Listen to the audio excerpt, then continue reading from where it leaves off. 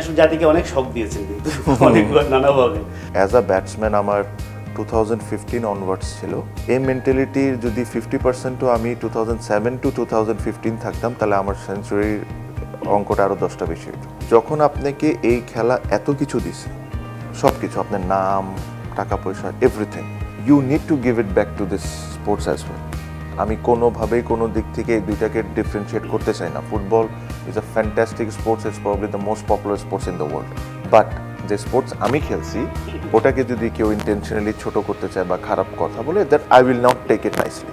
দেশের সবচেয়ে পপুলার স্পোর্টসের মধ্যে একটা, যে ফেসিলিটিস থাকা উচিত, ওই ফেসিলিটিস আশেপাশেও নাই। এই মুহূর্তে এই সময়ে কি টেকনিকটা ইউজ করতেছে ওয়ার্ল্ড ক্রিকেটে, এটা জানানো, তাদেরকে এই মেসেজটা পাঠিয়ে দেওয়া যে দেখো, this is the technique what you are using. Miss তো অবশ্যই করবো ভাই, ক্রিকেট রক্তর মধ্যে এসে গেছে। আমি আমার বাচ্চাদেরকে এখন যেভাবে করে দেখি, দ্যাট ইজ ভেরি ডিফারেন্ট। যে কোনো কিছু হইতে পারে যে কোনো সময়। Life is uncertain. লাইফের এটাও বিউটি যে whatever happens you move forward, and I am moving forward ইনশাল্লাহ। প্রিয় দর্শক, একটা স্পেশাল শোতে আপনাদের সবাইকে আমন্ত্রণ জানাচ্ছি আমি। স্পেশাল শো কারণ এই শোতে একজন স্পেশাল গেস্ট আছেন, যার নাম না বললে আপনারা চিনবেন কিনা আমার সন্দেহ আছে। তো নাম হচ্ছে তামিম ইকবাল। তার পরিচয় যদি দেই, আমার মনে হয় দেওয়ার দরকার নাই, তারপরে যদি আমার নিজস্ব একটা পরিচয় দিই। ধরেন আপনারা যে পরিচয়গুলো জানেন, বাংলাদেশের সাবেক অধিনায়ক, বাংলাদেশের ক্রিকেটার, ওপেনার, ইদানিং তিনি অন্য একটা পরিচয়ে পরিচিত হতে চাচ্ছেন। আমার কাছে তামিম ইকবালের পরিচয় হচ্ছে অ্যাক্রস অল ফরম্যাট বাংলাদেশের বেস্ট এভার ব্যাটসম্যান। তামিম, আপনাকে স্বাগত। Thank you, thank you. কেমন আছেন আপনি? এটা দিয়ে শুরু করি। ভালো। শরীর আল্লাহর রহমতে, স্পেশালি ইনসিডেন্টের পর থেকে এখন ভালোই রিকভার করেছি। সো ওই দিক থেকে সব ভালো আছে। ফ্যামিলির সাথে অনেক সময় পাই এখন, so which is good. So আলহামদুলিল্লাহ। আমি আপনার এই শুরুর আগে একটা হিসাব করছিলাম, সেটা হলো যে অফিসিয়ালি আপনার বয়স 36 ইয়ার্স সামথিং, কিন্তু আমার কাছে তামিম ইকবালের বয়স হচ্ছে 145 দিন। কারণ 2025-এর 24শে মার্চ আমার চোখে তামিম ইকবালের পুনর্জন্ম হয়েছে, একটা নতুন জীবন আপনার। এই নতুন জীবনটা, এই 145 দিন রিকভার্ড ফ্রম দ্যাট, মানে কি বলবো, পুরো দেশ স্কেয়ার ছিল, নতুন করে বলার কিছু নাই। আমি ছিলাম শ্রীমঙ্গলে, আমি ট্রেনে আসছিলাম, আমি ট্রেনে খবরটা পেলাম, পুরো দেশ রুদ্ধশ্বাস একটা ইয়েতে ছিল।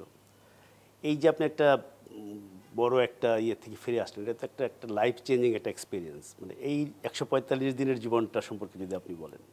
হ্যাঁ, আসলে এটা ডিফিকাল্ট, খুব ডিফিকাল্ট ছিল। বিকজ প্রথমে তো এভাবে করে কোনো কিছু ভাবতাম না। ধরেন কটার দিকে ঘুমাচ্ছি, কটার দিকে উঠতেছি, কতক্ষণ ঘুমাচ্ছি, মানে just like any normal human being, আমি এসব নিয়ে কোনো সময় ভাবতাম না।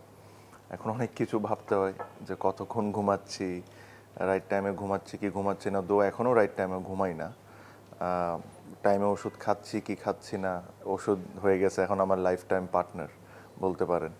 So things have change. মানে জীবনে কোনো কিছু, মানে যে কোনো কিছু হইতে পারে যে কোনো সময়। লাইফ ইজ আনসার্টেন বলে নিশ্চয়ই একটা অন্য কারণ আছে, নাই আমি ওই কারণটা খুব ক্লোজলি ফিল করেছি। সো আমার কাছে মনে হয় যে life have changed, but then again লাইফের এটাও বিউটি যে whatever happens you move forward, and I am moving forward ইনশাল্লাহ। আপনার জীবন নিয়ে ফিলোসফি কি চেঞ্জ হয়ে গেছে? ধরেন একটা তো আমি জানি লাইফস্টাইল আপনার জন্য আগে ঘুমানো কতখানি কঠিন, এটার খুব সাক্ষী আমি। কারণ আপনার সঙ্গে আমার অনেক রাত এরকম আড্ডা দিয়ে কেটেছে। মানে পরের দিন যদি ম্যাচ টেস্ট না থাকে আর কি, ম্যাচ ট্রেনিং থাকলে তো ডিফারেন্ট। তো আপনার জীবন দেখার দৃষ্টিভঙ্গি কি একটু চেঞ্জ হয়েছে, যে লেট ইট গো টাইপের? যদি একদম অনেস্টলি বলি, আমি ধরা খেয়ে গেছি এই কারণে যে আমি মনে করি না আমার লাইফ দেখার দৃষ্টিটা চেঞ্জ হয়েছে। I think I am same, but আমার ওয়াইফ একটা অ্যাডভান্টেজ পেয়ে গেছে। যেহেতু আমার এই শরীর খারাপ, এখন আমি যদি ঘুমাইতে চাই, তো সে আমার কথা বলার একটা অপরচুনিটি পেয়ে গেছে। যে যা হয়েছে এটার পর হয় না যে নর্মালি কী হইতো, ওরকম কোনো কিছু বলতো না, বললেও আমি অথবা শুনতে চাইতাম না। এখন ওর অথরিটিটা বেড়ে গেছে, এটা বলতে পারেন। যে ওষুধ খাওয়া আবার হইতে চাও নাকি, আবার ওই ট্রমা দিয়ে আমাদেরকে ফেলতে চাও নাকি। সো ওইসব দিক থেকে that has change. But then again একটু তো সতর্কতা আপনার সব কিছুর দিক থেকে থাকতে হবে এখন। বিকজ ইউ নো দ্যাট একটা বড় একটা ইনসিডেন্টের থেকে পার করে আসছি। অ্যান্ড দেন একটা জিনিস যদি আপনি জিজ্ঞেস করেন যে কি চেঞ্জ হয়েছে, if I have to name one, then my kids. আমি আমার বাচ্চাদেরকে এখন যেভাবে করে দেখি, that is very different. Because আমার কাছে এখনও অনেক সময় আমি যখন একা বসে থাকি আমি চিন্তা করি যে আল্লাহ মাফ করুক, ওদিন যদি কিছু একটা হয়ে যেত তাহলে এদের কি হতো।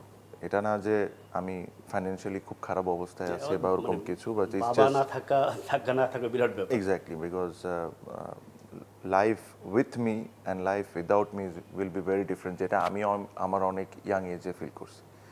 আমার বাবা থাকতে আমার লাইফটা যেমন ছিল আর আমার বাবা না থাকে আমার লাইফটা যেমন ছিল ওয়াজ ম্যাসিভ ডিফারেন্স। সো ওই জিনিসটা আমার মনে আসে। আর মানে I see two kids, specially ওরা যখন ঘুমায় রাত্রে, তখন আমার কাছে এই জিনিসটা বেশি ফিল হয়। আপনার জীবনে আপনার বাবার প্রভাব নিয়ে অনেকবার বলেছেন, আমরাও জানি এটা। আপনি গ্রোয়িং আপ আপনার খেলোয়াড়ি জীবন থেকে শুরু করে লর্ডস নিয়ে আপনার বাবার ওই ফ্যাসিনেটিং লাগে আমার কাছে, যে বাবা লর্ডস দেখি আপনাকে বলছে যে এটা লর্ডস ক্রিকেটের হোম, সেইখানে আপনি সেঞ্চুরি করলেন, এগুলো তো আছেই। তো আপনি কি আপনার বাবার কাছ থেকে এক্স্যাক্টলি কোন জিনিসটা নিতে চান, যে এজ এ ফাদার কোন জিনিসটা রেপ্লিকেট করতে চান? I think him as a human being. আমার কাছে আমার আব্বা যে ধরনের মানুষ ছিলেন, that is the most important thing. আমি যদি if I become 20% of that or I achieve 20% of that, উনি যে ধরনের মানুষ ছিলেন, I think I will be very successful in life. And এটা জাস্ট বলার জন্য না, আই এম শিওর আপনিও আমার বাবার ব্যাপারে আইডিয়া আছে, আপনার বন্ধু বান্ধব বা ওনাদেরও কিছু না কিছু আমার আব্বার সাথে এক্সপিরিয়েন্স হয়েছে কোনো না কোনো সময়। সো আপনি বুঝতে পারছেন যে আমি কেন এটা বলতেছি। সো মানে ইটস ভেরি রেয়ারলি, মানে আমি এখন পর্যন্ত তো শুনি না বা আমার সামনে হয়তো বা কেউ বলবে না, বাট আমি বিশ্বাস করি ভেরি ভেরি ভেরি রেয়ারলি ওনার ব্যাপারে আমি কোনো সময় কোনো কিছু নেগেটিভ শুনেছি। দুইটা কথা খুব বেশি শুনতাম, একটা হলো খাওয়া দাওয়া আর একটা হলো ফুটবল আমার আব্বার বিষয়। বাট আমার কাছে মনে হয় যে as a person, just as a person উনি যেমন ছিলেন, এটা যদি আমি 20% অ্যাচিভ করি, আইল B very successful in life. না, এটা আপনি তার সন্তান, এই কারণে আপনার সামনে ওনার সম্পর্কে খারাপ কিছু বলছে না, ব্যাপারটা এরকম না। কারণ ইকবাল ভাইয়ের সঙ্গে আমার ব্যক্তিগতভাবে পরিচয় হয়েছে, তখন অবশ্য আপনি তখনও তামিম ইকবালের আবির্ভাব হয়নি, তখন নাফিজ ইকবাল উকি দিচ্ছেন আপনার বড় ভাই। তো ইকবাল ভাইকে গ্যালারিতে আমরা কথা বলেছি। আর যারা ওই সময়ের প্লেয়ার, তখন তো ঢাকা চট্টগ্রামের এমন একটা যোগাযোগ ছিল, ঢাকার প্লেয়াররা চট্টগ্রামে খেলতে যাচ্ছে, চট্টগ্রামের লিগ ওয়াজ মানে পুরো স্টেডিয়াম উপচে পড়া, এবং এজ এ ফুটবলার হি ওয়াজ এখনও টকড অ্যাবাউট। আচ্ছা, আমি যদি খেলাতে আসি, যে আপনার ফাইনাল রিটায়ারমেন্টের ঘোষণা, আপনার রিটায়ারমেন্টটা তো মানে আমি ইমরান খানের সঙ্গে তুলনা করে একটা লেখা লিখেছিলাম, যখন আপনি ফিরে আসলেন ইমরানেরও সেম কেস, ইমরান রিটায়ার করলো, ওদের প্রেসিডেন্ট তাকে রিকোয়েস্ট করে ফিরে আনলো, দেন হি ওয়ান দ্য ওয়ার্ল্ড কাপ। তো আপনার ক্ষেত্রেও যে প্রথম যে রিটায়ারমেন্টটা 2023 আফগানিস্তান সিরিজে, দ্যাট ওয়াজ এ কমপ্লিট শক। তো আপনি আসলে জাতিকে অনেক শক দিয়েছেন কিন্তু অনেকবার নানাভাবে। তারপরে ওই সময় এটা লিখেছিলাম যে তাহলে তামিম ইকবালের শেষটা হয়তো ওয়ার্ল্ড কাপ দিয়ে হবে, সেই ওয়ার্ল্ড কাপে আপনার খেলাই হলো না। আমার একটা জিনিস জানতে ইচ্ছা করে, যে এটা আমরা অনেকবার অনেক জায়গায় কথা বলেছেন, ইংল্যান্ডের সঙ্গে সিরিজে বাংলাদেশের ওয়ানডে সিরিজ শেষ হয়ে গেল, সব পরে বোধহয় T20 ছিল বা কিছু, আপনি আর আপনি ফিরে আসছেন চিটাগাং থেকে, ঢাকায় ফিরে আসবেন। ওই দিন রাতে আপনি হোটেল রুমে আমাকে বলেছিলেন, তখন you are very successful as one day captain, Bangladesh was doing very well. ওই সময় আপনি আমাকে বলেছিলেন আপনি একটা জিনিস লিখে রাখতে পারেন, যে ওয়ার্ল্ড কাপে আমি ক্যাপ্টেন থাকবো না। তো পরে যখন ফাইনালি ইট হ্যাপেন্ড, আমি ওই রাতে আবার ফিরে গিয়েছিলাম যে এইটা কেন বলেছিলেন। এটা দাদা, আই ডোন্ট থিঙ্ক এটা ইংল্যান্ড সিরিজ হবে। আমার তো মনে হয় ইংল্যান্ড সিরিজ, ইয়েস, হ্যাঁ হ্যাঁ হ্যাঁ। তখন ওয়ার্ল্ড কাপ বোধহয় 6-7 মাস 8 মাস বাকি, এরকম কিছু, হ্যাঁ আর একটু কম হতে পারে। আমি জানতাম এটা সব সময়, আমি এমনি বলতাম না কথাটা। আমি যখন ইংল্যান্ড সিরিজটা খেলি, আমার কাছে মনে হয় ওই সময় আমার 7-8টা সিরিজে 6টার মধ্যে আমরা সিরিজ জিতেছি। তারপরও সাউথ আফ্রিকা, বাট তারপরও ওই কমেন্টটা করার রিজনটা হলো, আমি একটা রিসেন্টলি একটা জায়গায় বলেছি যে আসলে মানুষজন অনেকে মনে করেন যে it was a very sudden decision বা very emotional decision. It was never like that. আমি কথাটা কিছুদিন আগেও এটা বলেছি, because I was suffering from something, and that is the reason আমি ওই সময় বলেছি this, because I knew how much support I had, that's the reason I told you on that day. এমনি এমনি তার আপনাকে বলি না। আই রিমেম্বার আমার খুব সম্ভব আমার রুমের বাইরে যে লিভিং এরিয়াটা আছে ওখানে বসে না, এই এটা আপনার কথা রুমে ছিল, তাইজুল ছিল রুমে, ওই যে আমার নাফিস ছিল। মানে আমার হ্যাঁ, আমার হ্যাঁ, রুম তো right, হ্যাঁ right, right. আমার Suite রুমের room, suite সুইট room, রুমের বাইরে যে লিভিং এরিয়াটা আছে right, right. ওখানে বলা হয়েছিল। আপনি আমাকে বার্গার খাইয়েছিলেন। সো আমি কোন একটা কারণে তো নিশ্চয়ই বলছি, এমনি এমনি তো বলি না। আর দেখেন কথাটাও সত্যি বেরোয়েছে। কিন্তু আপনার মানে এখন যদি আমি আসি যে ফাইনাল রিটায়ারমেন্ট, যখন finally you call it day 2025-এর 10ই জানুয়ারি, আপনি কি এটা জানেন বা কেউ কি আপনাকে এর আগে বলেছে যে ওই দিনটা হচ্ছে বাংলাদেশের প্রথম টেস্ট জয়ের দিন? 2025 সালের 10ই জানুয়ারি যখন আপনি ফাইনালি ইন্টারন্যাশনাল ক্রিকেট রিটায়ারমেন্ট থেকে আচ্ছা, না retire আমি করলেন, জানতাম না, আই ডিডন্ট নো। ওই দিন বাংলাদেশ ফার্স্ট টেস্ট ম্যাচ জিতেছিল No, no, জিম্বাবুয়ের সঙ্গে চিটাগাং। ও না, আই ডিডন্ট নো, আমি জানতাম না। তাহলে এটা কোয়েন্সিড করে গেল, এবং এটা মনে রাখা পৃথিবীর বাংলাদেশে কেউ ভুলবে না কোনোদিন। যখন ক্রিকেট ইতিহাস নিয়ে আলোচনা হবে, যেহেতু প্রথম টেস্টের দিনটা সবার মনে আছে, আপনার অবশ্যই দিনটাও মনে থাকে। না আই ডিডন্ট নো অনেস্টলি, আমি এখন আজকে জানলাম। অ্যাকচুয়ালি এর আগে আমাকে কেউ বলেও নাই। সো ওই যে নতুন নতুন কথা জানতে গেলে তো আপনি আমার সঙ্গে কথা বলতে হবে। না আমি জানতাম। আচ্ছা, ওই 10ই জানুয়ারি 2005 জিম্বাবুয়ের সঙ্গে বাংলাদেশের প্রথম টেস্ট, ওই সময়টা আপনি কি করছিলেন ওই দিন? আমি ওই সময় এটা ঢাকায় হয়েছিল না, চিটাগাং, চিটাগাং MAZ স্টেডিয়াম। হ্যাঁ, আমি খেলা দেখতে গিয়েছিলামও। আবার ওই পার্টিকুলার টাইমে আমি আমার বন্ধুর বাসায় খেলা দেখছিলাম, বিকজ আই ওয়াজ খেলা জিতে হারাচ্ছে, আমি খুব এক্সাইটেড ছিলাম। আমার ভাই মনে হয় সেঞ্চুরি করেছিলেন। নাফিস সেঞ্চুরি করেছিল ঢাকায় যেটা আমরা ড্র করলাম। হ্যাঁ, ওইটাতে ভাইয়া সেঞ্চুরি করেছিলেন। নাফিস ওই জায়গায় হ্যাঁ। ওই সিরিজে একটা ডিল ছিল যে সেঞ্চুরি করবে সে গাড়ি পাবে। হ্যাঁ, right, right. আমার ইন্টারেস্ট বেশি ওটাতে ছিল। তো আমি ছোট ছিলাম, অবশ্যই আমি ছোট ছিলাম। এন্ড দেন আমার মনে হয় চিটাগাংয়ের সুমন ভাই 96 বা Right, কিছু 90s করে out হয়েছিল। আউট হয়ে গেছিলেন। So I was disappointed because though I wanted my brother to get it, and but ডেস্টিনিতে লেখা ছিল আমার মনে হয় ঢাকায় এসে যখন সে সেঞ্চুরি করে। সেঞ্চুরি। হ্যাঁ, সো আই রিমেম্বার আমি ওই 3 দিন 4 দিন 5 দিন যতদিনই খেলাটা গেছিল আমি মাঠে ছিলাম, অন অ্যান্ড অফ করেও ছিলাম। So I remember that very very clearly. আমার কাছে এখনও মনে আছে সুমন ভাই খুব সম্ভব কট বিহাইন্ড হয়েছিলেন 96-এ। অতটা আমার মনে নেই, কিন্তু 90s আউট হয়েছিল। হ্যাঁ, আমার মনে আছে 94 বা 96 উনি কট বিহাইন্ড হয়েছিলেন। So I remember the whole series very clearly. আর ওই সময় Bangladesh and Zimbabwe was probably, জিম্বাবুয়েকে একটু অ্যাডভান্টেজ আমি বেশি দিতাম বাংলাদেশের তুলনায়। ওইটা একটা অন্য সেন্সে ওয়ার্ল্ড চ্যাম্পিয়নশিপ ছিল, মানে উডেন স্পুনদের মধ্যে লড়াই বলতে পারেন। আচ্ছা, তাই আপনি ইন্টারন্যাশনাল ক্রিকেট থেকে রিটায়ার করেছেন, you are very much active in domestic cricket, BPL বা এইটা ক্লিয়ার না যে আপনি কি ডোমেস্টিকে খেলবেন বা দেখেন, বোর্ড ডিরেক্টর যদি হয়ে যায়, এখানে কোনো কিছু এরকম করে উল্লেখ কাগজে করা কোনো নেই লেখা যে আমি, বাট আই ডোন্ট থিঙ্ক আমি আর খেলবো। It doesn't look good. আমি যদি বোর্ড ইলেকশন করি, যেটা আমি করবো ইনশাল্লাহ, আর যদি আমি বোর্ড ডিরেক্টর হইতে পারি, আমার কাছে মনে হয় না যেটা আমার খেলা উচিত হবে। আই ডোন্ট থিঙ্ক আমি as soon as if I get elected, that has to be the end of cricket.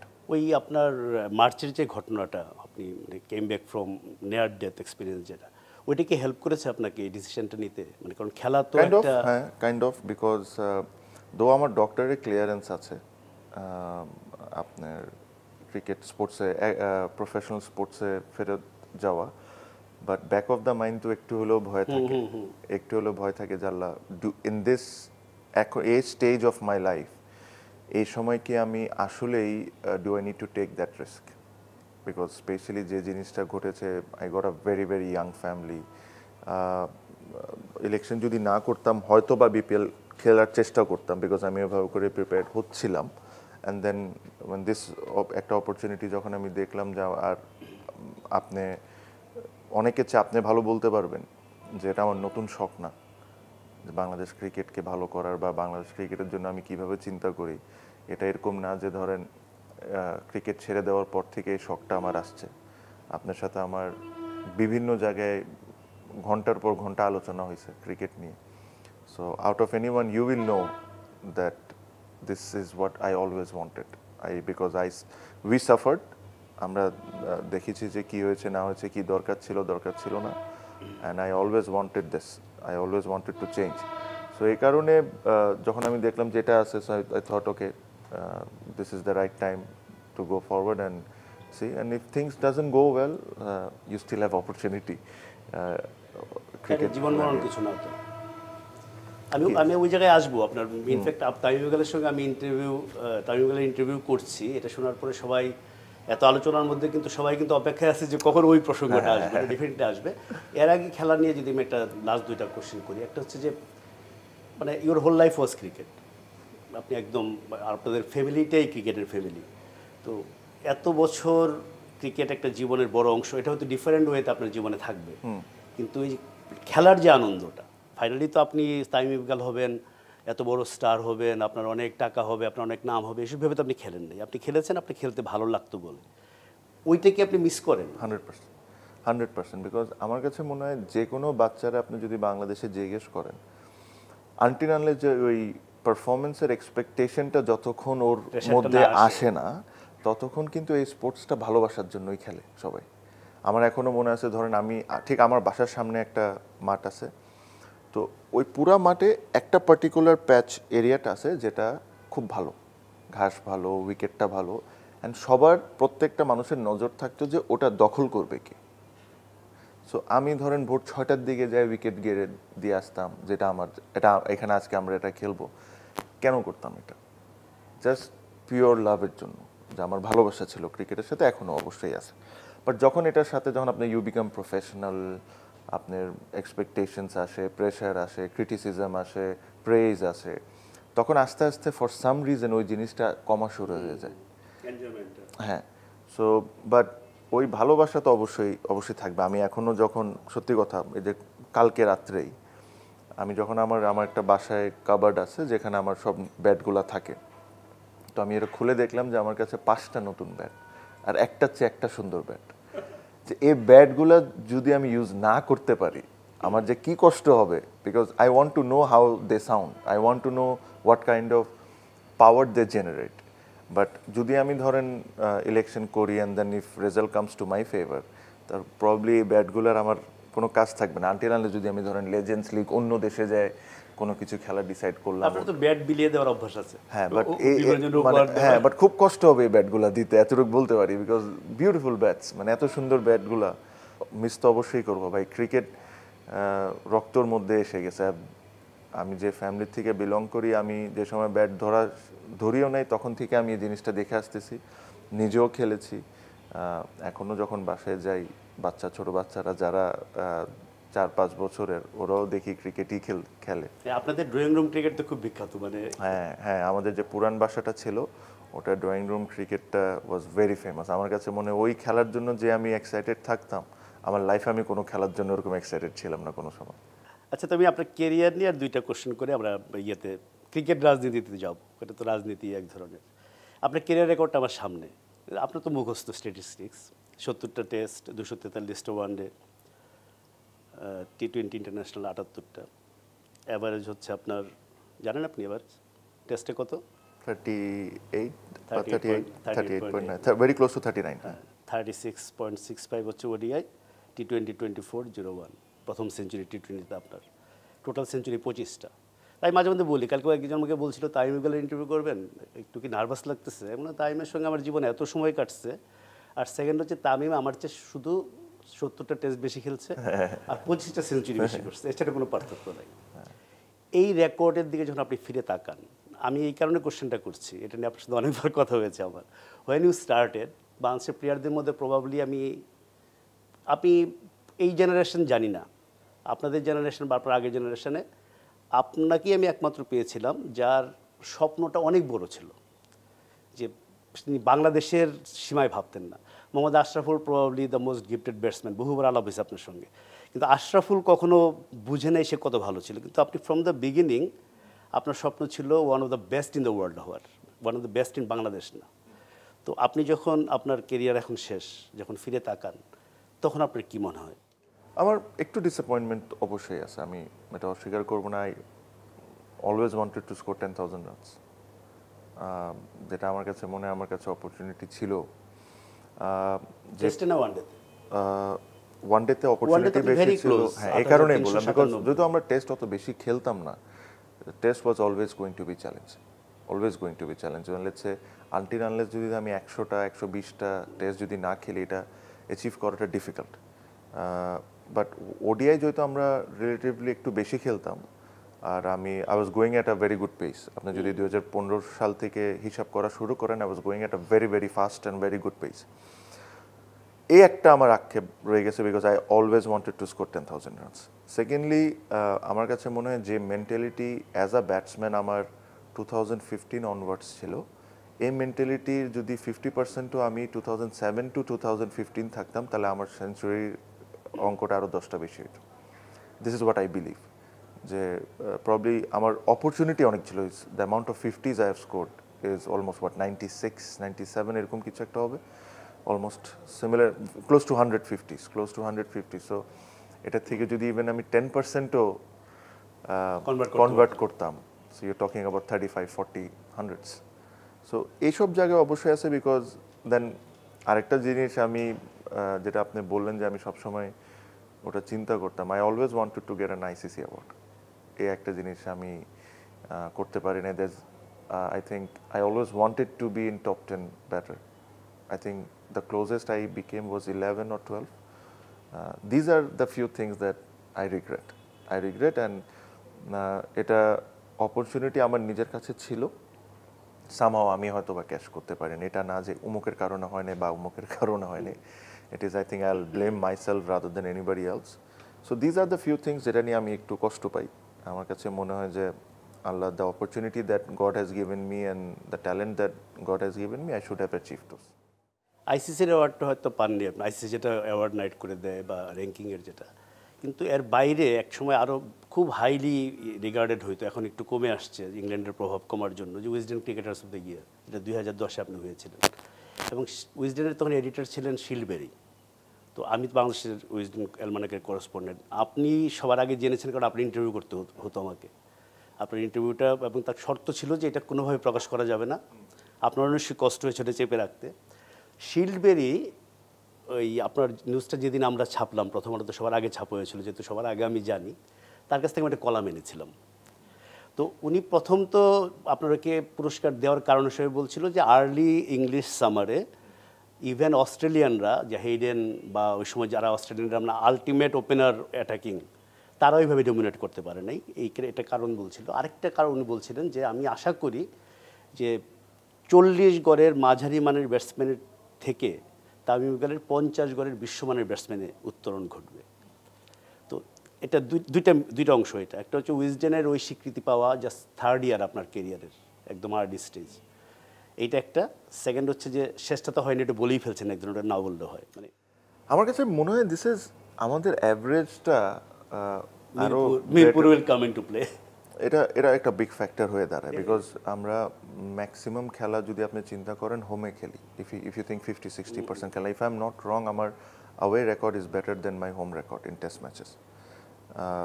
এটা একটা অনেক বড় ফ্যাক্টর হয়েছে। এটা আমার জন্য না, আমার জন্য না, আমার কাছে মনে হয় নতুন generation, anyone who is averaging 35 in Mirpur is a tremendous batsman আমার কাছে মনে হয়, because this is the one place, this is batting করা is very difficult, not only in Mirpur, কিন্তু আমি অল ওভার বাংলাদেশই বলতেছি।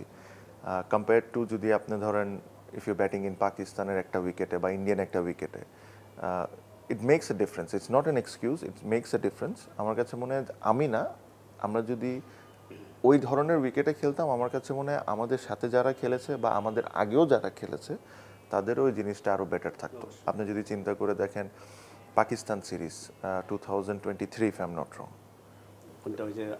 2003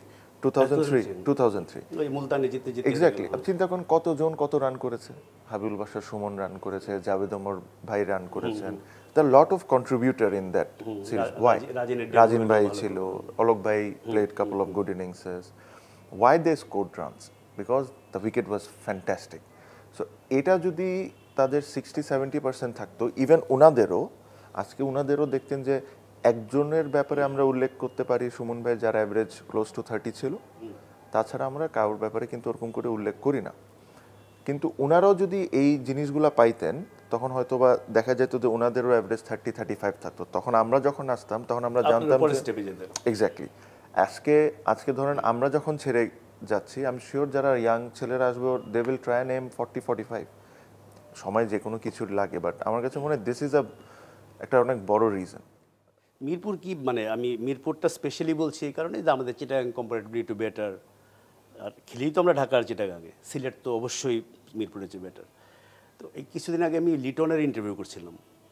তো লিটন মানে এমনভাবে বলছিলেন, একটা পর্যায়ে গিয়ে আমি তাকে জিজ্ঞেস করতে বাধ্য হলাম যে তাহলে তো মিরপুর বাংলাদেশ ক্রিকেটের জন্য বড় ক্ষতির একটা কারণ হয়ে গেছে। লিটন বলছেন এরমভাবে যে তার খেলাটা নষ্ট হয়ে গেছে, যে সারা বছর তিনি মিরপুর প্র্যাকটিস করে এবং তার যে ন্যাচারাল শটগুলো ছিল হেন হি কেম ইনটু ইন্টারন্যাশনাল ক্রিকেট, ওই জিনিসগুলো আর নাই। তো মিরপুর কি আসলে মানে আমি যদি এখন এক্ষেত্রে থেকে যদি বোর্ড সভাপতি হওয়ার যে লক্ষ্যের দিকে আপনি আগাচ্ছেন বা যে স্বপ্ন দেখছেন সেটার দিকে আগাই, তো আপনার প্রথম কাজ কী হবে যে মিরপুরকে একটু ভদ্র সভ্য ক্রিকেটের আদল দেয়া, Absolutely. মানে উইকেট? Absolutely not. আমার কাছে মনে হয় আপনার একটা জিনিস বুঝতে হবে, when we say negative about something, আমরা সবাই নেগেটিভই বলতে থাকি। মিরপুরে হ্যাঁ ডিসঅ্যাডভান্টেজেস আছে, আমি এটা অস্বীকার করি না, বাট অ্যাডভান্টেজেস তো অনেক, অ্যাডভান্টেজ তো অনেক। আপনার যখন একটা স্কোয়ার থাকবে উইকেটের, থাকুক না 2টা উইকেট এরকম, আপনার তো Right, সিরিজ right. জিততেও হবে অনেক অবশ্যই, ক্ষেত্রে, অবশ্যই। থাকুক না 2টা উইকেট এরকম। আপনি বাকি যে 5-6টা উইকেট আছে ওটাকে বেটার করেন। আপনার যে প্র্যাকটিসে যে ফ্যাসিলিটিস আছে, আপনি মিরপুরের মতো থাকুক 1-2টা, বাকিগুলোও তো আপনি যখন আপনি অন্য সিরিজ খেলার জন্য ওটা যাবেন, preparation লাগবে। ওটার জন্য তো একটা ভালো একটা প্র্যাকটিস জিনিসটা দাদা এমন যে আপনি যতই নোংরা উইকেটে ব্যাটিং করেন ম্যাচে, ওটা ম্যাটার করে না। কিন্তু যখন আপনি প্র্যাকটিসে যাচ্ছেন একদিন আগেও, you need to feel good about yourself. কনফিডেন্সটা দরকার। হয়তোবা এই উইকেট আর ওই উইকেটের আকাশ পাতাল ডিফারেন্স, স্টিল মানে আপনি যখন প্র্যাকটিস করতেছেন, when you are getting ready for the game tomorrow, you need to feel happy and good before you walk out of the nets. So এই জিনিসটা কিন্তু মানুষ বুঝে না, অনেক সময় মনে করে যে কালকের উইকেট যেরকম আজকেরটা ওইভাবেই প্র্যাকটিস করো।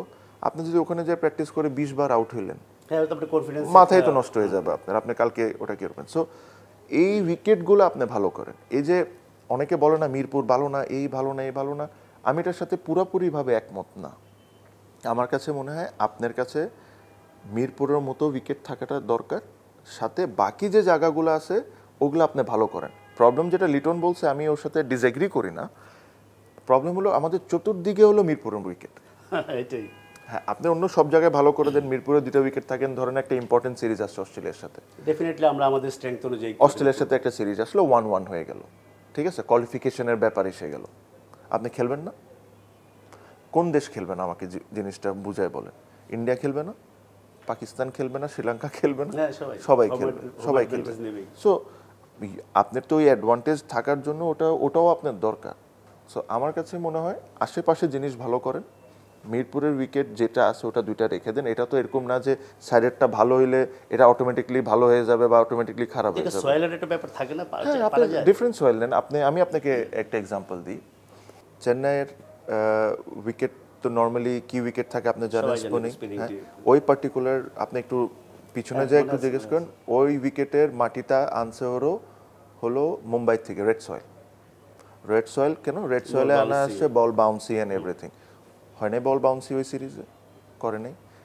সাইডের উইকেট তো তার একরকম। আইপিএল আপনি দেখেন খুব ভালো করে, চেন্নাইতে যখন খেলা হয়, যখন ওদের স্পিনিং ট্র্যাক দরকার হয় স্পিনিং ট্র্যাক কিন্তু হয়ে যায়, যখন ওদের ভালো ব্যাটিং ট্র্যাক করার দরকার হয়ে যায় একই স্কোয়ারে। তো এটা তো আমি তো আর কিউরেটর না, আমি এক্সপার্ট না এই বিষয়ে, কিন্তু আমি তো দেখতেছি, দেখেছেন আপনি, আমি তো এটা দেখতেছি। নিশ্চয়ই ইন্ডিয়ার সেন্টারগুলোতে প্র্যাকটিস উইকেটে আপনি আমার মনে আছে বাংলাদেশের কোনো এক প্লেয়ারই বোধহয় প্র্যাকটিস করে এসে বলছিল যে কিছুক্ষণ মনে হলো যে এই যে ভেন্যুতে হয়তো ধরেন নাগপুরে বা কানপুরে, কিছুক্ষণ মনে হলো কানপুরে ব্যাট করেছি, কিছুক্ষণ মনে হলো জোহানেসবার্গে ব্যাট করেছি, কিছুক্ষণ মনে হলো কলম্বোতে ব্যাট করেছি।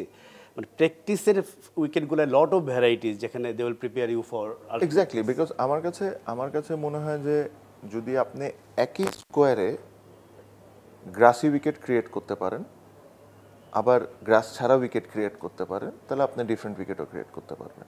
দো আমি আবারও বললাম আমি এটার এক্সপার্ট না, বাট যেহেতু আমি এতদিন ক্রিকেট খেলেছি, আমি তো এটা দেখেছি যে একই স্কোয়ারের মধ্যে আমি স্পিনিং উইকেটও পাচ্ছি, বিউটিফুল ব্যাটিং উইকেটও পাচ্ছি, সিমিং উইকেটও পাচ্ছি। তার মানে সম্ভব। তাই তো আমরা দেখছি সম্ভব নয়। আচ্ছা, তবে আমি খেলোয়াড়ি অংশ থেকে অলরেডি আমরা একটু প্রশাসনিক জায়গায় চলে আসছি, কারণ এগুলো প্রশাসনিক সিদ্ধান্তের ব্যাপার। খেলোয়াড়ি জীবনের একটা লাস্ট ছোট কোশ্চেন, যে একটা মাত্র শব্দে যদি আপনার পুরো ক্রিকেট কেরিয়ারটাকে আমি বর্ণনা করতে পারি, বাংলা ইংরেজি যে কোনো শব্দ হতে পারে, একটা ওয়ার্ডে। এন্টারটেইনিং।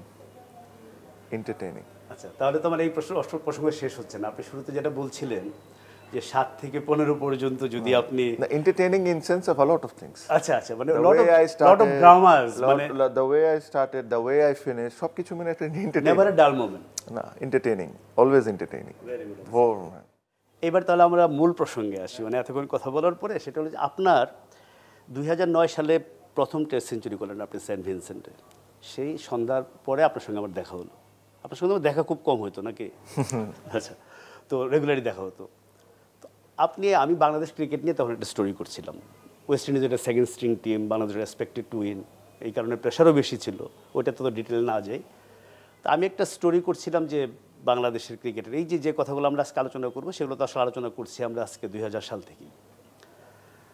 তো সেখানে আপনি একটা কথা বলেছিলেন, সেটা হচ্ছে মেরিয়ট ওই যে বিচ রিসোর্ট অ্যান্ড ক্যাসিনো হোটেলে আপনি বলছিলেন যে কোনো দেশের ক্রিকেটার যখন তার খেলা শুরু করে সে তো তার দেশের পক্ষে খেলবে, এটি তার আলটিমেট স্বপ্ন থাকে। একদিন টেস্ট খেলবে এই স্বপ্ন থাকে, এবং টেস্টে সে কেমন করবে এগুলো ভাবে। তা আমি সবচেয়ে বেশি ভেবেছি যে 90+ মাইল বল আমি কিভাবে খেলবো, বিকজ আপনার সে এক্সপিরিয়েন্স ছিল না। এখনও তো বাংলাদেশের একটু ক্রিকেটে চেঞ্জ আসছে। তো ওইটা তো আপনার তখন থেকেই মাথায় জিনিসটা ছিল যে আমরা আসলে প্লেয়ারদের কিভাবে রেডি করে ইন্টারন্যাশনাল ক্রিকেটে নিয়ে যাচ্ছি। এরপরে যেটা বললেন যে এরপর অসংখ্য আলোচনায় বিভিন্ন সময় বিভিন্ন বিষয়ে আপনার চিন্তা ভাবনার আভাস আমি পেয়েছি, কিন্তু পার্টিকুলার কোনো মোমেন্ট কি আছে যখন আপনি ইউ ডিসাইডেড যে না, এটা খালি আমি বলে যাব না, I want to do something, আমি নিজে কিছু করব? দেখেন, আমার কাছে যেটা মনে হয় যে the day I realise this, আমি ওই জিনিসটা আই ওয়াজ ডিসাইডেড যে if I get an opportunity I'll come through this. Because আপনি দেখবেন আপনি অনেকেই রেসপন্সিবিলিটির থেকে কিন্তু দূরে যায়। They play the game, they play the game, আল্লাহ তাদেরকে সাকসেস সব কিছু দেয়, but when it comes to give it back and to take responsibilities, অনেকে কিন্তু এটা করতে রাজি হয় না।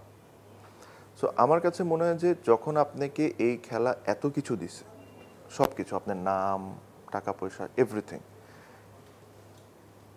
You need to give it back to this sports as well. এখন ওটা আপনার এক্সপিরিয়েন্সের দিয়ে হইতে পারে, আপনার আইডিয়াস দিয়ে হইতে পারে, সব কিছুর দিকে দিয়ে হইতে পারে। আমার কাছে মনে হয় যে আই আন্ডারস্ট্যান্ড এই জিনিসটা যে বাংলাদেশ ক্রিকেট এখন কী কী দরকার। আর আমার কাছে মনে হয় যে এটা হ্যাজ বিকাম অ্যাবসোলুটলি নেসেসারি যে জিনিসটা হোক। আপনারা ওই কোয়েশ্চেনের আনসারটা আমি দিই। When did I realise this, যখন আমি ফুটবলের বাতাসটা দেখলাম, সাডেনলি একটা ফুটবলের হামজা আসলো, which is great for our country.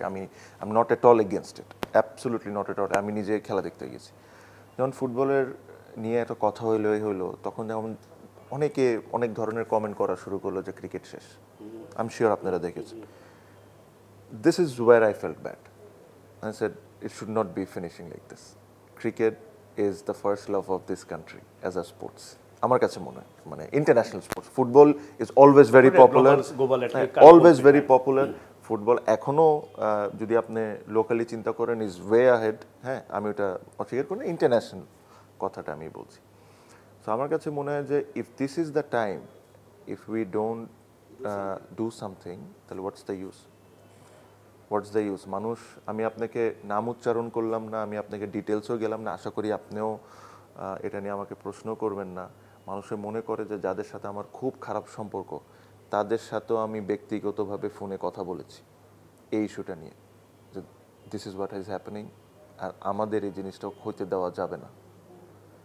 আমার কাছে মনে হয় we should all come forward and try and do something for cricket. আচ্ছা, তো আপনি যেটা বলছিলেন বাংলাদেশের ক্রিকেটে এই মুহূর্তে কী কী করা উচিত, তো এটা ধরো একটা জিনিস খুব ভালো হয়েছে এবার, যে ধরেন বাংলাদেশের ক্রিকেট বোর্ডে সেই অর্থে কিন্তু আসলে কখনো প্রেসিডেন্ট পদে ইলেকশন হয় নাই। মানে ইলেকশন বলতে গেলে ওটা কোট অ্যান্ড কোট দিয়ে বলতে হবে, এটা জাস্ট নামে মাত্র ইলেকশন, সবাই জানে কে প্রেসিডেন্ট হবে। এবং ওই গঠনতন্ত্র চেঞ্জ করে ওইটা করাও হলো ওই কারণে, যাতে এটা সব কাউন্সিলরদের ভোটে না হয়, শুধুমাত্র ডিরেক্টরদের ভোটে হয়। তো এটা সবাই জানতো। এই ফার্স্ট টাইম দুজন কেম ফরওয়ার্ড, যদি সৈয়দ আশরাফুল হককেও যোগ করি, যিনি প্রথম বলেছিলেন বোর্ড প্রেসিডেন্ট হতে চান সুযোগ পেলে। তো একটা সুযোগ আসছে যে নির্বাচনী ম্যানিফেস্টো যেটা বলি আমরা, জাতীয় নির্বাচনে, বর্ণ নির্বাচনে যেটা হয়, আমি ইলেক্টেড হলে আমি এই করব, এটা দেখি তো ভোটাররা ভোটটা দেয়। এইটার একটা সুযোগ এসছে। তা আপনি যেটা বলছিলেন যে বাংলাদেশের ক্রিকেটে এই মুহূর্তে কি কি করা উচিত, আপনার নাম্বার ওয়ান প্রায়োরিটি যদি আমি বলতে বলি যে প্রথমে কি করা এখন উচিত? পর্যন্ত কেউ ক্লেমই করেনি যে সে প্রেসিডেন্ট হতে চায়। না, আমার মনে হয় আমিনুল না যে ইসলাম দুজনের কথা আসে, আমার কাছে মনে হয় না আমি এখনো ক্লেম করেছি। আমি বলেছি যে আমাদের ডিরেক্টর হইতে হবে, and then if I feel the opportunity is there I will think about it. আমি শিওর বুলবুল ভাইও সেম কথা বলেছেন যে না, এটা তো আমরা জানি যে আপনি ডিরেক্টর না হলে তো প্রেসিডেন্ট হওয়ার সুযোগ, যেহেতু সরাসরি আমার মনে হয় এখনো কেউ ডিক্লেয়ার করেনি, আমার neither him or neither me, এখনো কেউ এটা ডিক্লেয়ার করেনি। তারপরে আচ্ছা, এটা তো আপনি টেকনিক্যাল খেলা খেললেন, কিন্তু সরাসরি যেহেতু প্রেসিডেন্ট ইলেকশন হচ্ছে না, এটার প্রসেসটা হচ্ছে আপনাকে কোনো একটা ক্লাব বা কোনো একটা বিভাগ বা জেলা থেকে কাউন্সিলর হতে হবে, মানে ওটার জন্য তো director দাদা হতে 25 হবে। যারা 25 জন যারা সিলেক্ট হবে এনিবডি ইজ হ্যাঁ, তারপরে যে কোনো দাঁড়াতে ইলেকশন পারে, করতে যে কোনো কেউ দাঁড়াতে পারে। কিন্তু এখন পর্যন্ত আমরা মানে সম্ভাব্য প্রেসিডেন্ট পদপ্রার্থী হিসাবে দুজনের নাম শুনতে পাচ্ছি, এবং আপনার আলটিমেট গোল ওইটাই, কারণ আপনি হ্যাভ টু চেঞ্জ সামথিং, আপনাকে বাংলাদেশের ইয়েতে ওই জায়গায় যাইতে হবে। ইনশাআল্লাহ আই হোপ ওই সিচুয়েশনটা আসুক, দেখা যাক। হ্যাঁ, তারপরে এটা তো দাদা, স্টেপ বাই স্টেপ, হ্যাঁ, যেটা ওই যে আপনাদের হয় যে 400 রান চেস করতে হবে, 400 ভাইবো না, লাঞ্চ পর্যন্ত ভাবো, 84 নো লস করো, 84 ওয়ান করো। এক্স্যাক্টলি।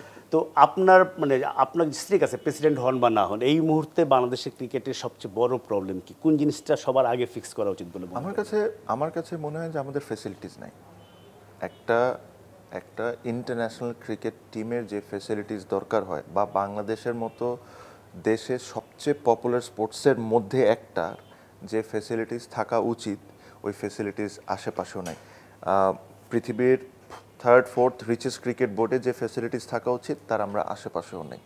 আমরা যে ডিমান্ড, আমাদের ফ্যান্সদের যে ডিমান্ড ক্রিকেট টিমের প্রতি, ওই ডিমান্ডটাকে অ্যাচিভ করার জন্য যে ফ্যাসিলিটিস দরকার তার আশেপাশেও আমরা নেই। এখন যে আমি একটা জিনিসে খুব বিশ্বাস করি যে আপনি একজন মিডিয়কার ক্রিকেটার হইতে পারেন বা একটা মিডিয়কার ব্যাটসম্যান হইতে পারেন, আপনার কিন্তু প্র্যাকটিসের মাধ্যমে, রাইট ট্রেনিংয়ের মাধ্যমে আপনি মিডিয়কার থেকে কিন্তু 2 ধাপ উপরে এসে যেতে পারবেন।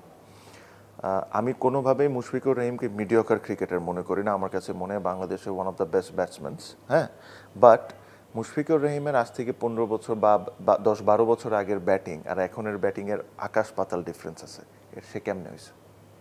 বিকজ আমি দেখছি ক্লোজলি, আপনারা দেখছেন closely, pure hard work and dedication with training and everything imagine if you had the best training facilities in the world. এটা গেল এক জিনিস, যে আমরা আমাদের লাইফে 90% অফ দ্য জিনিস ন্যাশনাল টিমে এসে শিখছি, রাইট? কিন্তু এটা তো হওয়ার কথা না। তো আমি যদি ওই ফ্যাসিলিটিস বা ওই ইকোসিস্টেমটা তৈরি না করে দিতে পারি, এই যে আজকে পাওয়ার হিটিং কোচ বা এই কোচ সেই কোচ, এগুলো তো আন্ডার 19, 15, 17 লেভেলে শিখে যাওয়ার কথা। আমি ন্যাশনাল টিমে এসে এই জিনিসটা আমি কেন করাইতে হবে আমার? পৃথিবীর সব ভালো টেকনিক হওয়ার পর, সব ফ্যাসিলিটিস পাওয়ার পরও আপনি ভালো ক্রিকেটার নাওই হইতে পারেন। এটা that is not guaranteed, but at least ওরা যদি রাইট জিনিসপত্রটা পায়, দেয়ার চান্সেস বিকাম একটু better to become a good cricketer. আমার কথা হলো, আমি যদি ক্রিকেট বোর্ডে আসি ইন এনি ফর্ম, আমি খুব টপ পজিশনে হোক, একজন বোর্ড ডিরেক্টর হোক, যেভাবেই হোক, আমি যদি ক্রিকেটের একটা দুইটা জিনিস এই 4টা বছরে করে দিয়ে যেতে পারি, and one of very very important is excellence centre for cricket. আর এই দিস ফ্যাসিলিটিস আমি আপনাকে যদি ছোট করে বলি, আমি অ্যাকচুয়ালি আমার কাছে এভরিথিং ইজ ইন ডিটেলস আমার কাছে আছে। আমি জানি না আমি বোর্ড ইলেক্টেড হব কি হব না অ্যাজ আ ডিরেক্টর, বাট আমি আপনাকে এই ইন্টারভিউ শেষে আমি দেখাবো আপনাকে আপনার ডিটেল প্ল্যানটা, যে আপনি হ্যাঁ, আমার প্রত্যেকটা ইঞ্চে ইঞ্চে কোন কোন কোনায় কত জমি কত কি করা লাগে, আমার সব কিছু ডিটেল করা। এখানে যদি আমি ওইসব প্রত্যেকটা জিনিস, যে জিনিসগুলোর আমি স্বপ্ন দেখি, ওগুলো ক্রিয়েট করতে পারি, I am not only going to help Bangladesh cricket, but I am also going to help the other sports. Not মানে আমি জাস্ট বলতেছি আপনাকে যে জিনিসটা। তো আমার কাছে মনে হয় যে এই জিনিসটা থাকা এই কারণে এত ইম্পর্টেন্ট, যে যারা ভালো লেভেলের ক্রিকেটার বাংলাদেশে, ধরেন 19, আন্ডার 15, 17, 19, এ টিম, একাডেমিজ, এইচপি, ন্যাশনাল টিম, আপনি তাদের থেকে ওয়ার্ল্ডের বেস্ট জিনিস আশা করেন। আজকে একটা যারা রাস্তায় বাদাম বিক্রি করেন, ওনাদেরকে জিজ্ঞেস করেন, ওনারাও কিন্তু চায় বাংলাদেশ ইন্ডিয়াকে হারাক, পাকিস্তানকে হারাক, অ্যান্ড দে রাইটলি সো। ওদের এটা আশা থাকাই উচিত। এই আশার কারণে তো আজকে ক্রিকেটটা এই জায়গায়।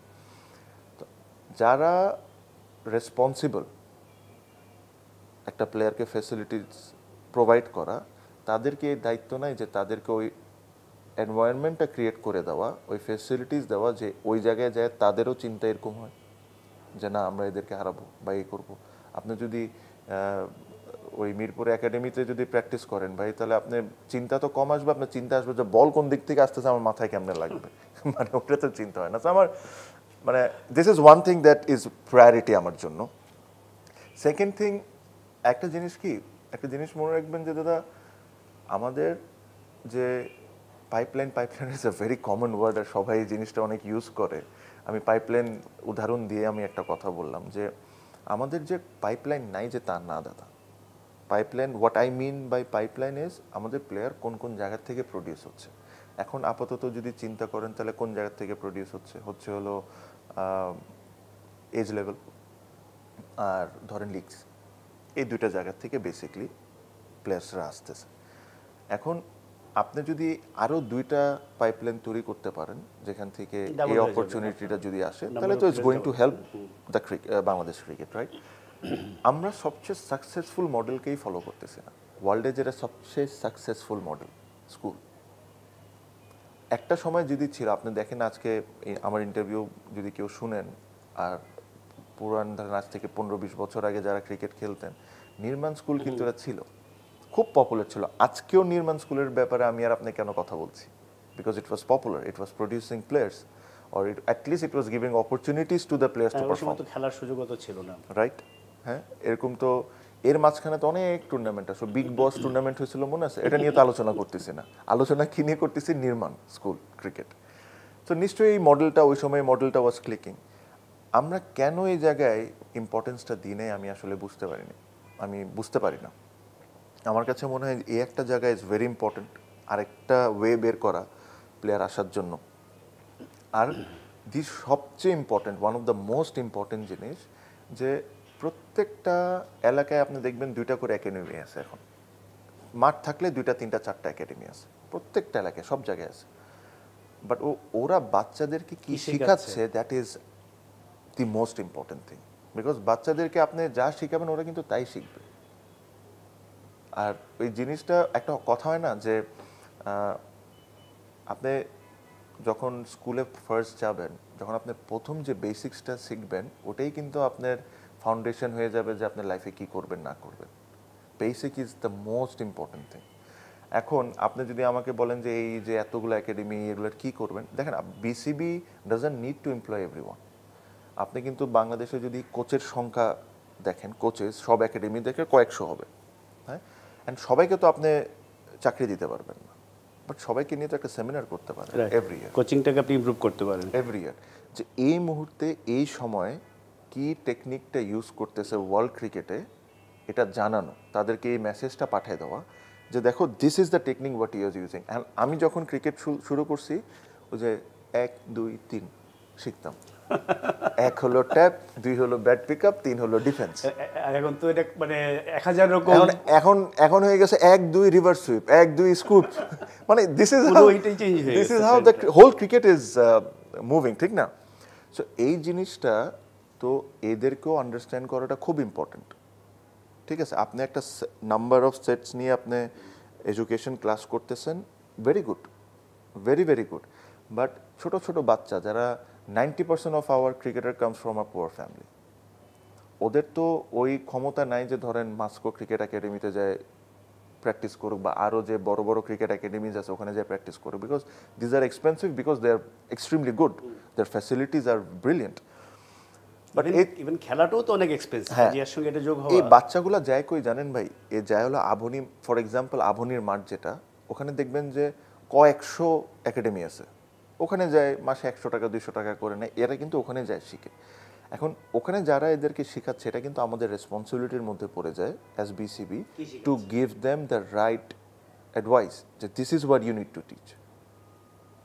সো এই জিনিসগুলোর উপর যদি আপনি কাজ না করেন, আমি আপনাকে 2-3টা পয়েন্টই বললাম, আর আমি বিশ্বাস করেন আমার এই 2-3টা পয়েন্টের বেশি আর কোনো কিছু করার না, 2-3টা পয়েন্ট আমি একটু আপনাকে ইন্টারাপ্ট করি একটা জিনিস। একটা হলো যে আপনার সিমন্সের যে কথাটা বলছেন বল পিক আপে, সিডন্সের, জেমি সিডন্স, সিমন্স বলে ফেলছি এখন, ফিল সিমন্স আছে বলে, সেটা হলো ডেভ হোয়াটমোর ধরেন তো আমাদের জন্য একটা বিরাট ব্যাপার ছিল যখন উনি 2003-এ আসলেন।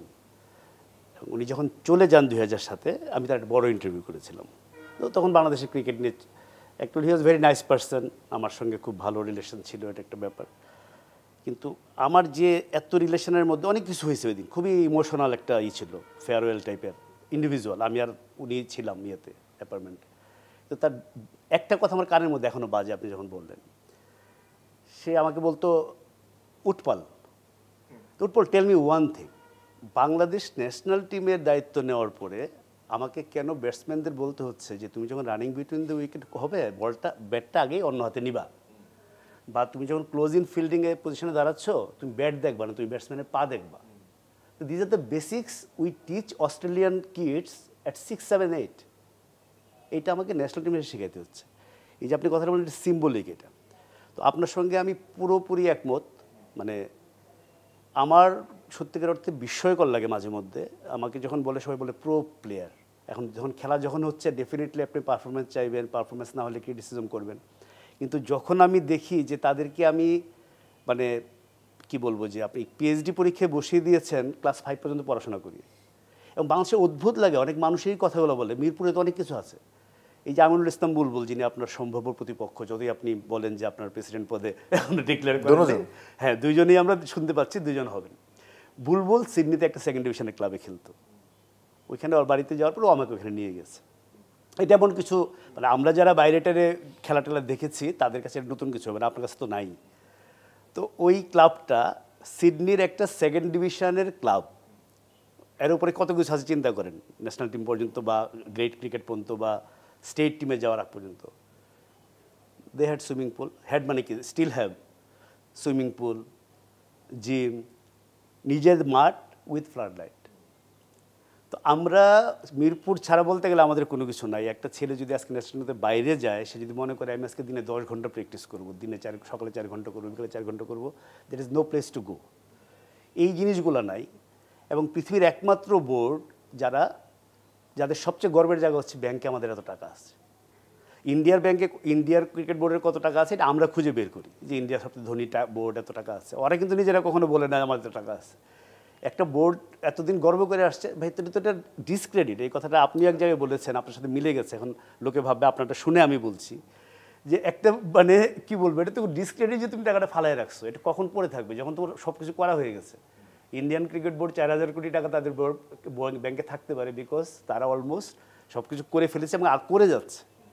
তো সেই টাকাটা কেন ইউটিলাইজ করবো না? এবং নাজমুল হাসান পাপন, যিনি প্রায় আজীবন সভাপতি হয়ে যাচ্ছিলেন মনে হচ্ছিল, তার সঙ্গে একদিন ওনার সঙ্গে প্রায় কথা হতো, এবং সেই কথাগুলো আসলে একতরফাই হতো। ন্যাশনাল টিম নিয়ে বেশি অবসেস ছিলেন, যেটা প্রেসিডেন্টের কাজ বলে আমি মনে করি না। তো ওনাকে বলেছেন আপনি এত স্টেডিয়াম বানানোর দরকার কি, আপনি মাঠ বানিয়ে দেন। সারা দেশে ক্রিকেট বোর্ডের টাকা আছে, 20টা খোলা মাঠ বানিয়ে দেন, ওখানে 2-3টা প্রপার উইকেট দেন, একটা রোলার দেন, একটা কিউরেটার দেন, পোলাপান মনের আনন্দ খেলুন।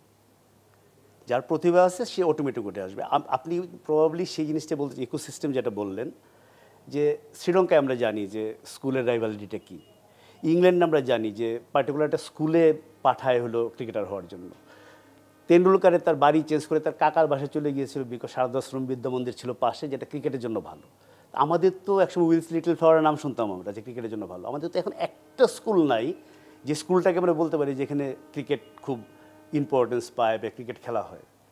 তো আপনি পুরোটা মিলিয়ে পুরো দেশের যে প্ল্যানের কথা বললেন, ডেফিনেটলি আমি মনে করি যে মূল কাজটা ক্রিকেট বোর্ডের তো এইটাই, যে এমন একটা সিস্টেম তৈরি করে, আমি এত লম্বা বলে ফেলতেছি বলার কথা আপনার, যে সেখানে অটোমেটিক্যালি প্লেয়াররা ম্যাক্সিমাম মানে বেস্ট ফ্যাসিলিটিসটা পাওয়ার পরে যাতে তাদের ন্যাচারালি যে জিনিসটা আছে একটু ফ্লারিশ করে। এটি তো ক্রিকেট বোর্ডের মূল কাজ, সঙ্গে to provide the best facility for the national team. তো এই যে এতগুলো বছর, এইগুলো কিন্তু আমি যেগুলো বললাম এটা আমি আপনাকে দেখাতে পারবো 1999 সালে, 2000 সালে আমি লিখেছি। আপনাকে একটা কথা বলি দাদা, ইন্টারেস্টিং। এই যে আপনি একটা কথা বললেন না, যে এই যে এতগুলো স্কুল, একটা স্কুলও, কোনো স্কুল আমরা এখন বলতে পারবো না যে এই স্কুলটা ভালো ক্রিকেটের জন্য। দেখছে আপনার বাচ্চা যদি স্কুলে যাওয়া শুরু করে আর আপনি ক্রিকেটের অনেক বড় ফ্যান, ইউ ডোন্ট নো কই আপনার বাচ্চাকে দিবেন যে এখান থেকে ক্রিকেটার হওয়ার একটা চান্স আছে। পৃথিবীতে সব জায়গায় কিন্তু এই স্কুল আপনি খুঁজে পেয়ে যাবেন, ঠিক আছে? আচ্ছা, এখন আমি আপনার জিনিস বলি দাদা, ধরেন একটা ছেলে 11 মাস, বছরে 12 মাসের মধ্যে 11 মাস, 10 মাস ধরলাম ক্রিকেট খেলে। যখন ফিফা ওয়ার্ল্ড কাপ আসে না, তখন কিন্তু ফুটবল খেলা শুরু করে দেয়, রাইট? কেন? কেন তাদের প্রচারটা এভাবেই হয়, ওরা দেখে প্রতিদিন সবাই দেখতেছে, প্রত্যেকটা বাসায় ফুটবল নিয়ে আলোচনা, ওরাও কিন্তু বাচ্চারাও কিন্তু ফুটবলার হয়ে যায়, শুরু হয়ে যায়।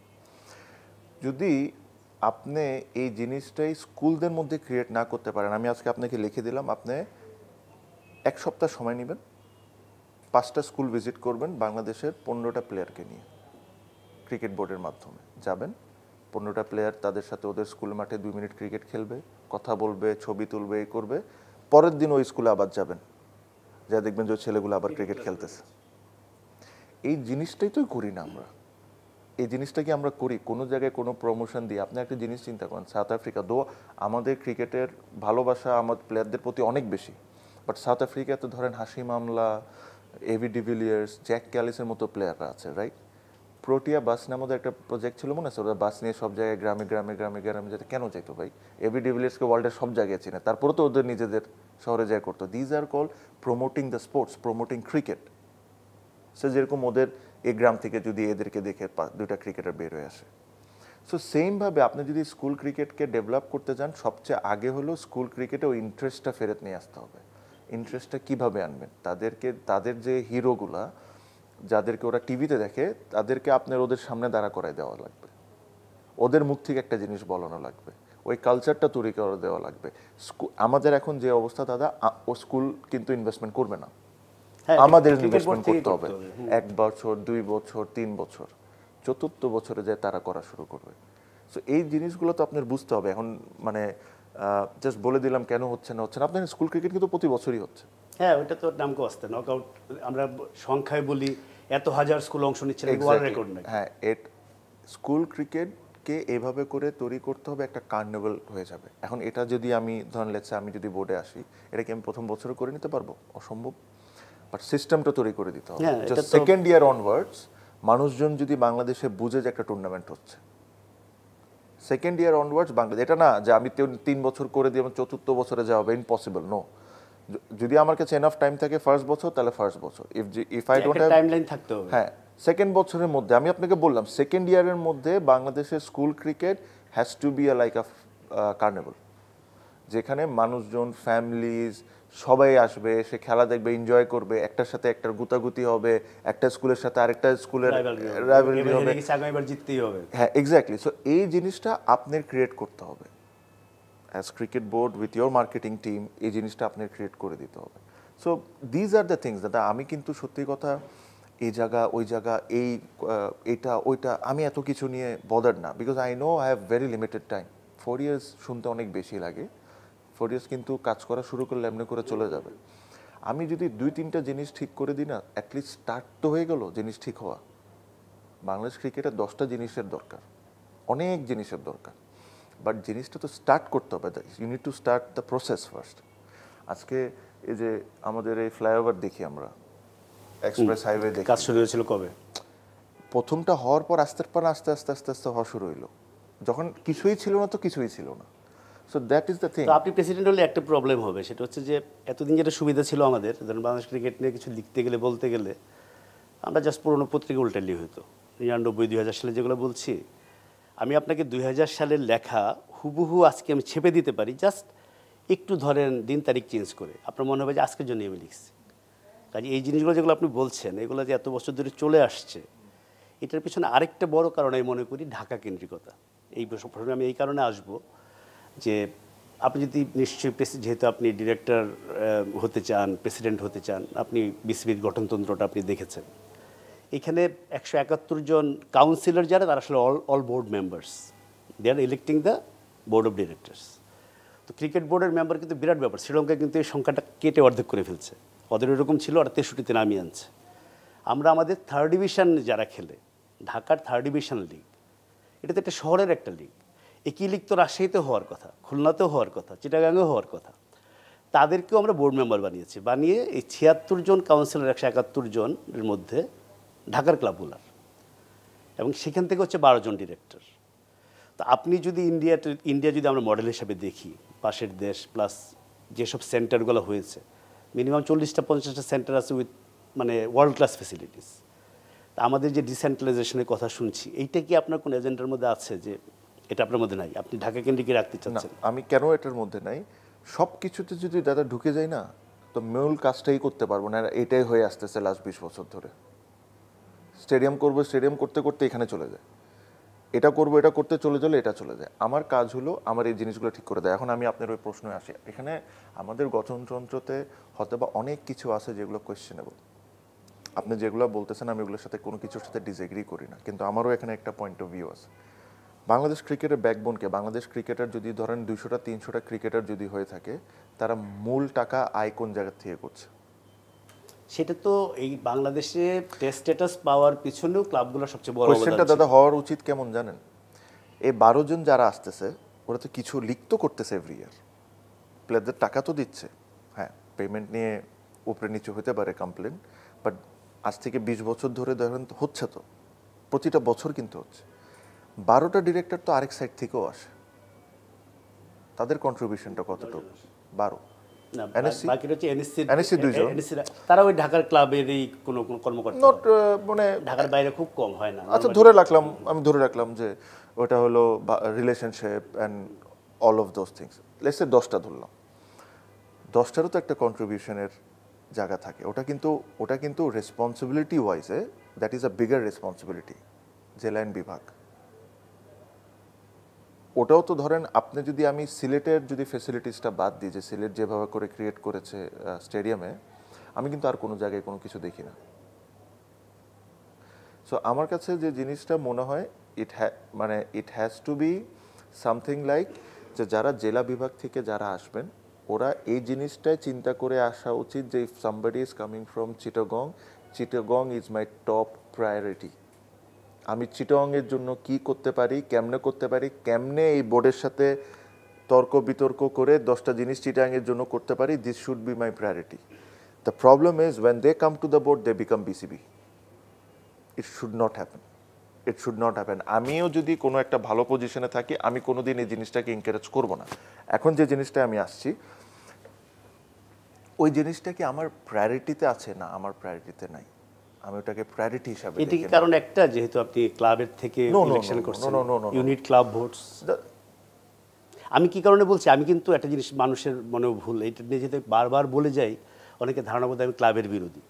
মানে বাংলাদেশের ক্লাবের কি কন্ট্রিবিউশন এবং আমার যদি টপ পজিশনে যেতে হয়, তাহলে কিন্তু আমার সব থেকে, আমি এটাই বলছি, আপনি সবার প্রেসিডেন্ট হবে। হ্যাঁ, আপনি যেটা বললেন সেটা নিয়ে আসলে আরেকদিন একটা বড় আলোচনা করা যাবে। ওইটা যে হয় না, এটা বড় কারণ হচ্ছে যে ঢাকার বাইরে থেকে যারা হন, এখন ধরেন ঢাকার একজন প্রমিনেন্ট অর্গানাইজার বা সাবেক ক্রিকেটার, তিনি কৌশলগত কারণে চিটাগাং থেকে হলেন বা রাজশাহী থেকে হলেন, সেটা অন্যরকম। অন্যান্য ক্ষেত্রে যারা হন তারা নিজেদেরকে একদম আউটসাইডার ভাবেন। কারণ হচ্ছে যে জিনিসটা যেহেতু ঢাকা কেন্দ্রিক, আপনার এটা তো সহজ ব্যাপার, আপনার Mumbai cricket association runs their own operation, তাদের নিজেদের টিম আছে, তাদের নিজেদের কোচিং স্টাফ আছে, তাদের নিজেদের ফেসিলিটিস আছে। এই জিনিসটা ডেভেলপ, আমি বলছি ঠিক আছে আপনাকে আমি কালকেই করে ফেলবেন তা না, কিন্তু আপনার তো জিনিসটা এইটা হয়। আমি জিনিসটা বলি যে কোন দিন একটা আইডিয়াল ক্রিকেট এনভায়রনমেন্ট তৈরি হবে, যেটা আপনি বললেন। সো লেটস সে ইংল্যান্ডের এক্সাম্পল দিই, ঠিক আছে? Lancashire, Nottingham, Middlesex. সো এভাবে Middlesex is London based. So basically যে সময় Chittagong will have their own board, Sylhet will have their own board, this will have their own board. This is an ideal situation. And ওরা যদি ওদের মতো করে rightly কাজ করে, ঠিক যেভাবে ইন্ডিয়াতে অপারেট করে, ঠিক আছে? এখন এই জিনিসগুলা করার আগে দাদা, is this the most priority thing at the moment in Bangladesh, do you think? না, আপনি যেগুলো বলছেন সেগুলোর প্যারালেলিটিতে হতে পারে। এটা সিম্পলি আপনি চিটাগাং ডিভিশনাল করবেন, হতে পারে Chittagong division will look after all the districts under Chittagong division, যেখানে খেলা হচ্ছে কিনা, লিগ হচ্ছে কিনা। ফাইনালি তো সারা দেশে খেলা হতে হবে, বেশিরভাগ জেলাতে তো 10 বছর 12 বছর 15 বছর লিগ হয় না। আমি আপনাকে একটা জিনিস বলি দাদা, যে জিনিসটা হলো এই, হ্যাঁ ভালো একটা পয়েন্ট আপনি বলছেন যে 10-15-20 বছরও মনে লিগ হয়নি, এরকম সময়। আচ্ছা, এখন যে জিনিসটা হলো দাদা, ধরেন আমি যদি আমার ফুল ফোকাসড, এই জিনিসটা কিন্তু is a very serious matter. এটা যখন আপনি করতে যাবেন তখন কিন্তু আপনার সম্পূর্ণ ফোকাস অ্যান্ড টাইম এগুলো জিনিস উপরে করতে হবে, because you don't want to give this to a people যে জিনিসগুলো কাজ করবে না, যেভাবে এত বছর ধরে চলতেছে। এমন করে আপনার এই জিনিসটা তৈরি করে দিতে হবে যে যারা ওখানে এসে বসবে ওরা জেনুইনলি ক্রিকেটে ভালো চায় আর ক্রিকেটের জন্য করবে। এখন আমাকে একটা জিনিস বলেন দাদা, লেটস সে বরিশালে যদি এক্সাম্পল, আমি জানি না এটা, আমি একটা এক্সাম্পল হিসাবে তো বলতেছি, বরিশালে যদি 20 বছরে লিগ না হয়ে থাকে, জাস্ট নামের ওয়াস্তে বরিশাল ক্রিকেট বোর্ড দিয়ে একটা বোর্ড করে দিলেন, বসবে তো ওরাই। তখন তো আপনি অ্যাকাউন্টেবল করতে পারবেন, তখন আপনি নেক্সট হবে কি তাদের কাউন্সিলরশিপ থাকবে না, যে জেলায় লিগ হবে না তাহলে তো তাদের কাউন্সিলরশিপ থাকবে না। এই জিনিসটা তো আমি এখনো বসে করতে পারবো, আমার যদি ইচ্ছা হয় আমি তো ক্রিকেট বোর্ডে এই মুহূর্তে বসেও করতে পারি। আসতেছে না বরিশাল থেকে এই আলোচনাটা শেষ হবে না, যদি আপনার কি মনে হয় না কখনো যে প্লেয়াররা টাকা পায় ক্লাব থেকে, যদিও একটা টেস্ট প্লেয়িং দেশের মূল সোর্স অফ ইনকাম ক্লাব নাও হইতে পারে, আপনার ফার্স্ট ক্লাস ক্রিকেটে আরো বেটার পেড হইতে পারে, এজ গ্রুপ পেতে পারে, ইন্টারন্যাশনালি আমাদের প্লেয়ারদের আরো বেশি টাকা পাওয়া উচিত, আমাদের একটু খারাপ খেললেই বলে যে টাকা কমায় দেওয়া উচিত, তাই মনে করি একদম ঠিক না, দে আর আর্নিং দ্য মানি, টাকাটা তারাই আয় করছে।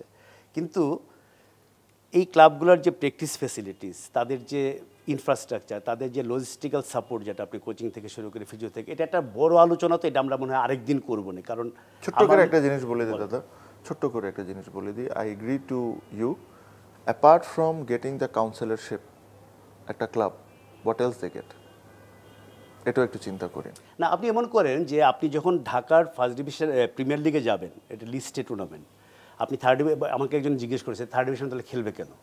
প্রথম কথা হলো যে থার্ড ডিভিশনে খেলবে যে to get promoted to premier league one day, তার টার্গেট থাকবে ওইটা। এটা আপনি খুব ভালো কথা বলছেন, this is a discussion that will go longer, এখানে ডিবেট হবে, এগুলো ভালো কথা। আমি ছোট্ট করে একটা জিনিস অ্যাড করে আমাকে এটা বলেন, এটা কি আপনি ক্লাবের থেকে নমিনেটেড হচ্ছেন বলে আপনি আপনার মনের কথা বলছেন না, বা আপনি মনে করেন যে এইভাবে যেটা হচ্ছে এটাই না, না এটা ঠিক না। আমি যে জিনিসটা বলছি এই জিনিসটা আইডল সিচুয়েশন আমাদের জন্য। Okay, we have a Chittagong board যেখানে ওর আন্ডারে কোচেস আছে, এটা they will be accountable to BCB. Exactly this is an ideal situation. আমার লিস্টে এই জিনিসটা প্রায়োরিটি না এই মুহূর্তে। আমার লিস্টে আমার কাছে মনে হয় যে ক্রিকেটটাকে আর একটু বেটার করার জন্য আরও অনেক জিনিস আছে। আমি যদি 10 বছর 15 বছর থাকতাম তাহলে এই জিনিসটা এতদিনে হয়ে যাওয়ার কথা ছিল। এই জিনিসটা কিন্তু এতদিনে হয়ে যাওয়ার কথা। হ্যাঁ, এটা তো 2097 সালে আইসিসি ট্রফি জেতার পরেই আলোচনা। এক্স্যাক্টলি, এটা তো হয়ে যাওয়ার কথা। এটা তো আমার জন্য বা বুলবুল ভাইয়ের জন্য বা এই বোর্ড ইলেকশনে কে প্রেসিডেন্ট হবে তার জন্য তো অপেক্ষা করার কথা ছিল না। এই জিনিসটা তো হয়ে যাওয়ার কথা ছিল। এটা হয় নাই কারণ এত বছর এই ক্রিকেট বোর্ডটা যারা রান করেছে, দেয়ার ক্লাব মেইনলি ক্লাব পিপল। হ্যাঁ, এবং আমি একটা বলি তামিম, আপনি নিজেও এটা খুব জানেন, আপনি জানি না স্বীকার করবেন কিনা, যে যখন দেশ এবং ক্লাব সারা পৃথিবীতেই হয় মুখোমুখি হয়েছে, বোর্ড কিছু ক্ষেত্রে ক্লাবের হয়ে কাজ করে। হ্যাঁ, আমি দেশ আর প্রায়োরিটি থাকে না। I agree to this 100%। আমি আপনাকে একটা জিনিস আমি আপনাকে 100% অ্যাসিউরিটি দিতে পারি, এই দেশে আমিও থাকবো, এই দেশে আপনিও থাকবেন। এই ইন্টারভিউ আজকেও হচ্ছে, ইন্টারভিউ ভবিষ্যতেও হবে, ঠিক আছে? আমি যদি কোনো জায়গায় বায়াসড হই অ্যাপার্ট ফ্রম ক্রিকেট, এই প্রশ্নটা আপনি আমাকে অবশ্যই করবেন। আমার number 1 priority is not clubs, আমার number 1 priority is not district division, my number 1 priority is not NSC quota, my number 1 priority is Bangladesh cricket and nothing else, and nothing will come forward. এই জিনিসটা আজকে বলে গেলাম, ভবিষ্যতে আপনার সাথে আমার দেখা হবে, ইন্টারভিউ হবে। আমি ক্লাব থেকে আসি, এনএসসি থেকে আসি, জেলা বিভাগ থেকে আসি, যে জায়গা থেকেই আসি, my priority is Bangladesh cricket, nothing else. Thank you, এটাই হওয়া উচিত। কারণ আপনি যেটা বললেন যে এটা নিয়ে আলোচনা করার দরকার নেই, এটা আসলে একটা বড় একটা ডিসকাশনের করে আমি বলি যে সুযোগ আছে এখানে, যে সারা দেশের ওরা কি করেছে না করেছে। তো যারা এই ক্লাব প্রতিনিধি হয়ে, আরেকটা জিনিস আমি একটু ক্লিয়ার করে নিই এখানে, দর্শক ভুল বুঝতে পারেন, ক্লাব হচ্ছে ক্রিকেটের একদম লাইফ লাইন। কারণ এইখানে তো আপনার মানে থাউজেন্ডস অফ বাংলাদেশের হিসেবে করলে লাখ লাখ প্লেয়ার এখান থেকেই আপনার ফার্স্ট পার্টটা নিবে, তার থার্ড ডিভিশন খেলবে, সেকেন্ড ডিভিশন খেলবে, ফার্স্ট ডিভিশন খেলবে। এটা তো অস্ট্রেলিয়াতেও আছে, ইংল্যান্ডেও আছে, কিন্তু তাদের স্বপ্ন থাকবে একদিন উপরে যাওয়ার, ওই অফিসিয়ালদেরও স্বপ্ন থাকবে একদিন উপরে যাওয়ার, শুরু থেকেই না। এটা হচ্ছে আমার নিজস্ব চিন্তা। আমি কিন্তু ক্লাবকে মোটেই মেলাইন করছি না। আমি জানি ক্লাব যেরকম আমিও জানি club is a backbone at the moment, but একটা আইডল সিচুয়েশনে কি হওয়া উচিত, একটা প্লেয়ার, সো লেটস সে আমি একটা নুরুল হাসান সোহানের কথা বলি, ও যে অবস্থানে আছে তার ক্যারিয়ারে, ওর মতো প্লেয়ারের সবচেয়ে বেশি টাকা আয় করার কোন জায়গা থেকে উচিত? খুলনা ডিভিশন থেকে। মানে he plays for Khulna division, exactly, match fees পাবে, এই পাবে। সে যদি বছরে 10 লাখ টাকা আয় করে তাহলে একটা বেস্ট সিচুয়েশনে হওয়া উচিত সে 6 থেকে 7 লাখ টাকা খুলনা ডিভিশন থেকে পাচ্ছে। তারপরে এই ক্লাব ক্রিকেট খেললো, এটা খেললো, আরও 3-4 লাখ টাকা সে বাড়তি পাইলো। এটা কিন্তু একটা বেস্ট জিনিস হইতে পারে আমাদের সাথে। বাট এই জিনিসটাকে ওই পর্যায়ে আনার জন্য এটা কিন্তু আগের থেকে যদি জেনুইনলি কাজ করতো, যেটা আপনি বলতেছেন যে খুলনার বোর্ড একটা হয়ে যেত, চিটাগাংয়ে একটা বোর্ড হয়ে যেত, তাহলে কিন্তু আজকে এই জিনিসটা হয়তো আমরা অ্যাচিভ করে নিতাম। আমরা এত ডিপেন্ডেন্ট থাকতাম না এই সেক্টর বা এই সেক্টরের উপর। এখন যদি এই জিনিসটাকে নিয়ে আপনি যদি কাজও শুরু করেন, দিস উইল টেক টাইম। কিন্তু বলাটা খুব সহজ। কালকে একটা কমিটি করে দিলাম, ওখানে ওনারা ইলেকশন করে দিল, ওনারা বোর্ড একটা চিটাগাং অ্যাসোসিয়েশন হয়ে গেল, চলো। নো দাদা, ইটস নট দ্যাট ইজি। আমার কাছে মনে হয় যে এই জিনিসটা আপনি পুরাই জিনিসটা যদি তৈরি করতে চান, সঠিক মানুষও থাকতে হবে। আনসারেবল আমার কাছে হবে, সব কিছু হবে, বাট তার আগে আমার কাছে মনে হয় বাংলাদেশ ক্রিকেটের আরও অনেক জিনিস আছে, ওই জিনিসগুলোর উপর হাত দিতে হবে। সাথে সাথে প্যারালালি যে জিনিসটা ভালো বুঝেন, আমার চেয়েও যারা ভালো বুঝেন, এই 25 জনের বোর্ডে যদি আমি থাকি আর ওই ধরনের লোক যদি কেউ থাকে, তাদেরকে এই জিনিসটা নিয়ে কাজটা আগে দিতে হবে। অ্যাটলিস্ট একটা প্রসেস হয়ে যেতে হবে, হয়তো বা প্রসেস রেডিও আছে, আমি আর আপনি জানি না। প্রসেস রেডি আছে 20 বছর ধরে, এক্স্যাক্টলি, হয়তো বা আমি আর আপনি জানি না, বাট ওটা ইমপ্লিমেন্ট যেরকম করতে পারি, আর ওটা ইমপ্লিমেন্ট করতে যায় কোনো ক্ষতি যেরকম না হয়, যদি এরকম থাকে, অবশ্যই এটা নিয়ে আলোচনা একদিন আমার আর হ্যাঁ, আপনার আমার হবে। মনে হয় এটা আপনি বোর্ড প্রেসিডেন্ট যদি হন আপনি, তখন এটা নিয়ে আলোচনা করা যাবে। এবং বোর্ড প্রেসিডেন্ট ডিরেক্টর আগে হয়নি। হ্যাঁ, প্রথমে আপনি কাউন্সিলর তো হয়ে গেছেন, ডিরেক্টর ক্লাবের মধ্যে মালিকানা আপনার আছে না? জি জি, কয়েকটা। ওইটা গ্যারান্টেড। জি জি। তারপরে এখন ডিরেক্টর হওয়া, তারপরে হচ্ছে প্রেসিডেন্ট হওয়া। আচ্ছা, আমার লাস্ট কোশ্চেন সেটা হচ্ছে যে ওই শুরুতে যেটা আলোচনাটা করছিলাম যে আপনার একটা নতুন জীবন, তো আপনার এই জীবনটা একদম একটা অবসর জীবন বলতে যেটা বোঝায়, রেস্ট নিয়ে ফ্রি হয়ে আপনি বোর্ড প্রেসিডেন্ট, খেলা এক না, কিন্তু এটা different kind of ball game. এবং এটার মধ্যে যখন ইলেকশন আছে, স্ট্রেস আছে, যদি আপনি হয়ে যান সেটার অনেক প্রেশার আছে। আজকে আপনার সাথে এই ইন্টারভিউ করছি, আপনাকে আমি ক্লাব নিয়ে হয়তো একটু আমাদের সামান্য মতবিরোধ প্রকাশ পেল, কিন্তু 1-1.5 বছর পরে তো সেটা হবে না, তখন তো আপনি অ্যাকাউন্টেবল হতে হবে আপনাকে। এখন আমি আপনাকে বলতে পারতেছি না তামিম এটা করেন নেই কেন, আপনি তো এখন সুযোগই পাননি। তো এই যে জিনিসটা নিলেন আপনি, শুরুতে যেটা বলছিলেন giving something back to the game, সেটি কি একমাত্র কারণ, নাকি এই যে লাইমলাইট, এই যে ফেম, মানে ইনফ্যাক্ট যেটা হয় অ্যাক্টরদের, যেটা হয় সিনেমা ছেড়ে দেওয়ার পরে, নাটক ছেড়ে দেওয়ার পরে, তখন একটু একটা আইডেন্টিটি ক্রাইসিস হয়। আপনার ক্ষেত্রে সেটা হয়তো না, আপনি বিজনেসের দিকে চলে গেছেন বলে আমি জানি, কিন্তু আপনি কি ওইটাও একটা ব্যাপার যে আপনি in the thick of things থাকতে চান? আপনি তো বাংলাদেশের one of the leading news পেপারের একজন ভেরি সামান্য ইম্পর্টেন্ট একজন সামান্য ব্যক্তি। সাংবাদিক। Do I really need to have fame? Don't you think I have it? Do I really need ওটা টু নষ্ট হ্যাভ? করার চান্স আছে বরং প্রেসিডেন্ট হলে। অবশ্যই, হ্যাঁ। আমার name, do I really need to have that name? Don't you think I have it? You don't have that money. হ্যাঁ, do I really need the fame? Don't you think I have it? Come down with me in the street, you will understand if I do I need that fame or not. হ্যাঁ, so এটা তো অসম্ভব। আমার এটা নষ্ট হওয়ার chance আছে। দাদা, আপনি যেটা রাইটলি মেনশন করছেন, আমার ইচ্ছা হলো ক্রিকেটের জন্য কিছু করার। whether I will get that opportunity or not, we'll know on October 1st week. আর যদি আমি হইতে পারি দাদা, I will try and do it. at least যে এটা বলতে পারি যে জিনিসটা স্টার্ট তো করে দিয়ে গেলাম, বা একটা দুইটা আমি যদি এই কয়েকটা যে কথাটা বলছি এই জিনিসগুলো যদি করে দিয়ে যেতে পারি, আর আমি বিশ্বাস করি আমি এটা করে ফেলতে পারবো, তাহলে at least the process has started in a real way. Yeah, that will be real legacy. Thank you, Tamim. Always pleasure talking to you. Thank you.